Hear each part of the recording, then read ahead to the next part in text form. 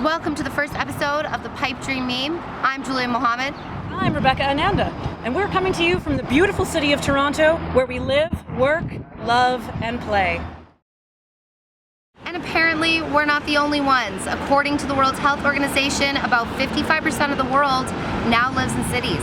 From suburbia to the core, cities are actually quite dynamic, and you can learn a lot by looking at the way they grow.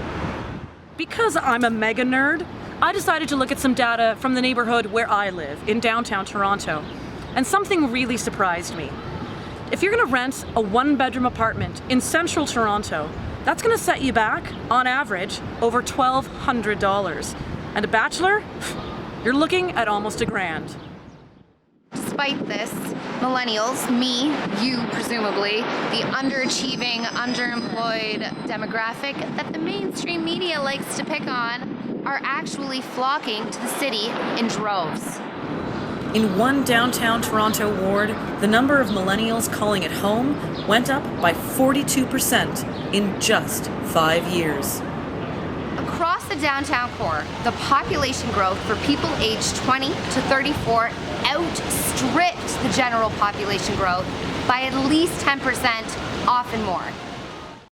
Our next question was why? The rents are high, there's always construction going on, and you probably don't have a yard. So why are millennials moving to the city in such big numbers?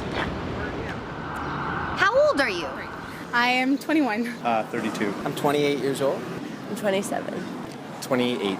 26. I'm 32. My age, 20. 30. Where do you live? Roncesville and Queen. Bay and Bloor Street West. Not far from the market. Live at Bloor and Euclid. I actually live in Brampton. I live on Dundas Street West. I live at College in Dovercourt. I live in the middle of Ryerson at Church and Gerrard. I just moved to Hamilton. I lived in Parkdale. What do you do? But right now I'm looking to do like my own thing, my own business. Yeah. I have a few different jobs actually. So I'm a fashion stylist for myself, so just freelance. I work in film as locations. U of T, university. I am a server at... Of course, I'm a server. And then I do a couple shifts a night at a restaurant on King Street. And I work at a bar, King and Sherburne. Yeah, I don't have part-time jobs. Yeah. And then I'm also doing digital work for the Detox Market, which is a green beauty shop on King Street. So I do social media for them and their online store. What's your living situation? Roommates? Just one. Luckily. 3 other roommates over the past year. I had a 2-bedroom apartment. It's a student residence. It's apartment within the house. It's an apartment above an art gallery. I mean, I have access to the whole house, but I have my room, so roommates. 2. We're 5. Apartment. Apartment. It's an apartment within the house. With my roommate. Yeah. 1, 3. I have my own home in Brampton. Oh, yeah. right. Yeah, Okay, so you own your own home in Brampton. Yeah, myself and my Kingman. How much is your rent? I was paying $12.50 a month, all inclusive for a 2-bedroom. Between 6 and 8. It would have been probably $2,000 a month to get something comparable. About $600 a month. So instead we bought a house, which is about $1,500 a month. Me personally, I pay $700. Montreal is a lot more affordable. The housing is a lot cheaper. And $1,800 for 2 bedrooms. The apartment itself is $17. $1,800. What's more important to you? How much you pay or the lifestyle you get? It's cheaper to live in the suburbs. Yeah, much cheaper. It's kind of in this little perfect area of just outside of downtown, but close enough to, all the fun things on Queen, Dundas, and all that type of stuff. So. Yeah, there's a lot of sort of artists and whatnot that are moving out there. They call it the new Brooklyn.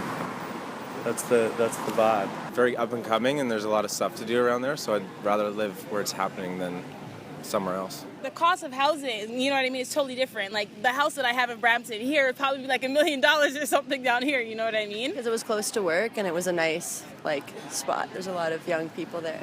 I'm like, does it really make sense for me? Do I really want the big house in Brampton and then to have to travel down here for the vibe and the cool people and the good food and the vegan food and all that?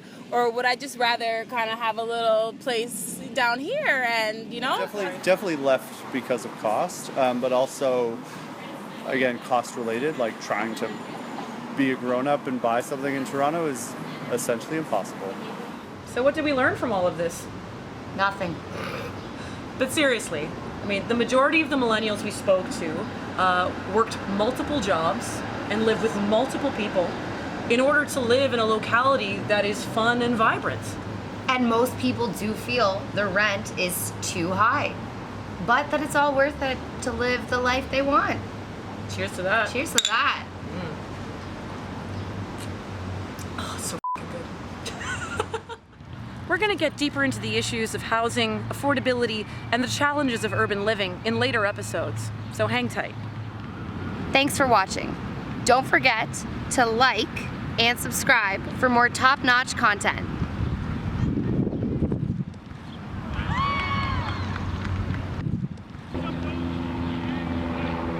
Do you want to do it one more time?